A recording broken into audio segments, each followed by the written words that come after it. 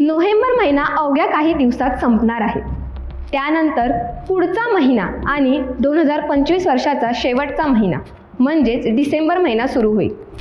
डिसेंबर महिना सुरू होण्यापूर्वी अनेक मोठे बदल देखील होणार आहेत, जे 1 डिसेंबरपासून लागू होतील.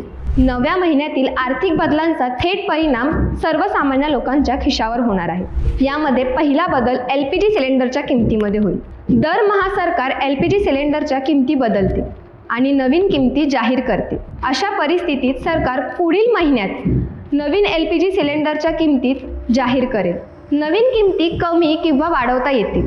नोव्हेंबरमध्ये LPG सिलेंडरची किंमत कमी करण्यात आली होती. त्यामुळे आता डिसेंबर महिन्यात कोणते बदल करणार आहेत हे पाहणं महत्त्वाचं ठरणार आहे. त्यानंतर CNG, PNG आणि जेट इंधनाच्या किमतीत देखील बदल होतील. तेल कंपन्या दरमहा CNG, PNG आणि जेट इंधनाच्या किमती बदलतात आणि नवीन किमती जाहीर करतात.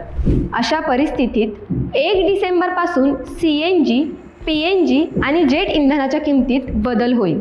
त्यानंतर युनायटेड पेन्शन स्कीम UPS निवडण्याची अंतिम तारीख 30 नोव्हेंबर आहे. त्यामुळे 1 डिसेंबरपासून लोक UPS निवडू शकणार नाहीत. ही तारीख अर्थ मंत्रालयाने निश्चित केली आहे. सर्व केंद्र सहकारी कर्मचाऱ्यांनी 30 नोव्हेंबरपूर्वी UPSचा पर्याय निवडणे आवश्यक आहे. ही तारीख मूळतः 30 सप्टेंबर निश्चित करण्यात आली होती, परंतु नंतर ही 30 नोव्हेंबर वाढवण्यात आली. जीवन प्रमाणपत्र. सरकारने आता प्रत्येक पेन्शनधारकाला जीवन प्रमाणपत्र सादर करणे बंधनकारक केले आहे. यावर्षी जीवन प्रमाणपत्रे सादर करण्याची शेवटची तारीख 30 नोव्हेंबर आहे. त्यामुळे 1 डिसेंबरपासून कोणताही पेन्शनधारक त्यांचे जीवन प्रमाणपत्र सादर करू शकणार नाही.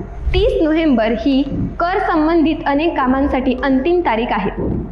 परिणामी 1 डिसेंबरपासून लोक ऑक्टोबर 2025 मध्ये कापलेल्या TDS साठी कलम 194I, 194IB, 194M आणि 194S अंतर्गत विवरणपत्रे दाखल करण्यासह अनेक करपत्रांसंबंधित कामे करू शकणार नाहीत. या व्यतिरिक्त कोणत्याही आंतरराष्ट्रीय गटासाठी घटक NTTला फॉर्म 3CEAA सबमिट करण्याची अंतिम तारीख 30 नोव्हेंबर आहे.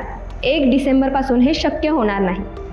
हा व्हिडिओ कसा वाटला ते आम्हाला नक्की कमेंट करून सांगा आणि फॉलो केलं नसेल तर लगेच फॉलो करून टाका.